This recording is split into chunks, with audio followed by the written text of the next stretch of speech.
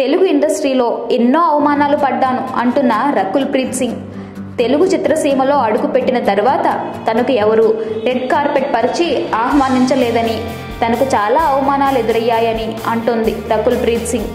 టాలీవుడ్లోని అగ్ర కథానాయికల జాబితా తీస్తే అందులో రకుల్ పేరు ముందు వరుసలో ఉంటుంది. తన ప్రయాణమేమీ సాఫీగా సాగలేదని, కొన్ని ఇబ్బందులు ఎదుర్కోవాల్సి వచ్చిందని, అయితే వాటన్నింటినీ తట్టుకున్నాను కాబట్టే ఇప్పుడు ఈ స్థితికి కారణం అంటోంది రకుల్. కొన్ని సినిమాల్లో తనను ఎంచుకుని ఆ తర్వాత తీసేసేవారట. తన స్థానంలో మరో కథానాయికకి అవకాశం ఇచ్చేవారట. 1-2 సినిమాలు మొదలై అంతలోనే ఆగిపోయేవట. అయితే ఇవన్నీ తనకు పాఠాలుగా మిగులుతాయని, వచ్చిన కొత్తలోనే షాకులు తింది కాబట్టి ఆ తరువాత పెద్ద షాకులు తినే అనుభవం సంపాదించుకోగలిగిందట. తన పురోగతికి అప్పటి పరాజయాలు ఒక కారణమని చెప్పుకొచ్చింది.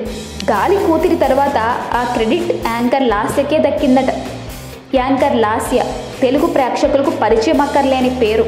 బుల్లితెరపై ఓ